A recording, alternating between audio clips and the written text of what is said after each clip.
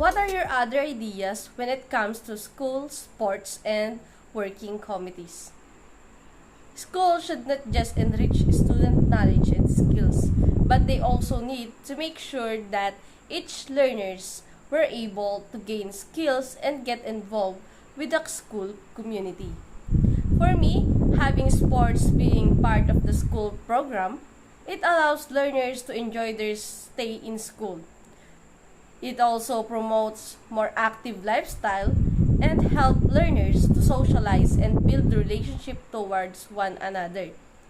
For the working committees, it is actually great if the people behind every school event has prior experience or mastery in their crafts so they can come up with better plans and better execution of events.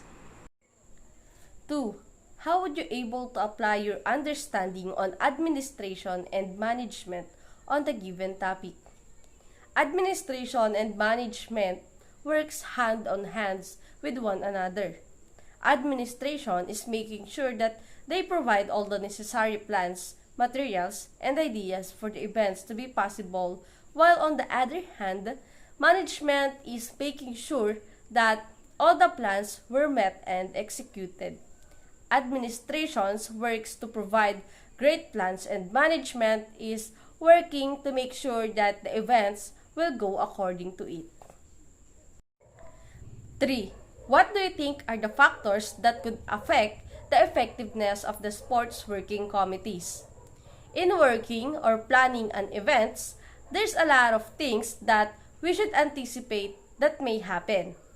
There are so many factors that can affect the sports working committees, especially if we don't anticipate it early or during planning. Example is the unclear rules and regulations, technical issues, time frame, schedules, and sometimes the relationships of students to the committee behind the event. Because even all the above mentioned factors are met and anticipated. If a student doesn't like to listen to the committee, it is useless. 4. Explain the importance of different committees have been mentioned on the topic. A. Committee on Program and Invitation. This committee is very crucial. They are the ones responsible for the whole event. Schedules and time frame is the key for them to be successful in this committee. People under the committee are also responsible in inviting guests, referees, and sometimes speakers. B. Documentation Committee. This committee is present from day 1 or the day of planning till the last day of the event. They are the ones responsible for this documentation. Sometimes this committee is consists of those members of the school publication. C. Accommodation Committee. School sports involves other schools, guests, and audience.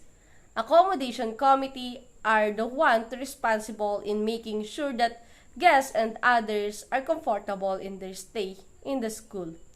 Part of the responsibilities as well involves fixing all the venues of each games in the event. D. Committee on Supplies.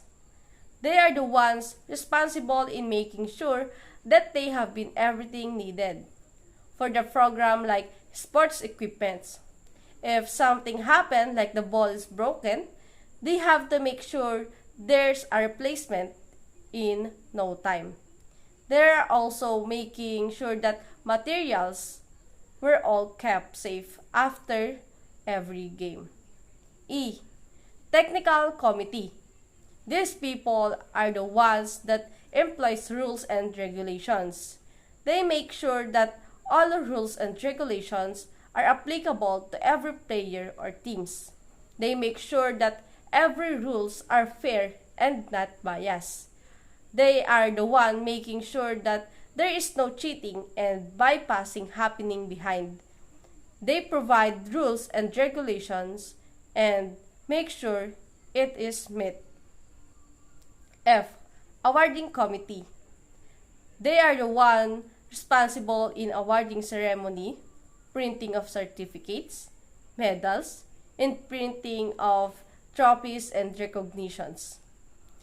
They are also responsible in making sure that all awards, certificate, and recognitions were given to the right receiver. G. Peace and Order Committee. They are the ones responsible for discipline. If something has happened, like players have misunderstanding, they are the ones that give disciplinary actions to those players. They are also responsible for the safety of everyone. H. Protest and Discipline Committee. For there's a basketball game, other team says that the opponents is manipulating the referee to side on them. The Protest and Discipline Committee are the ones responsible in fixing this issue. They will come up with decisions that will fix the issue.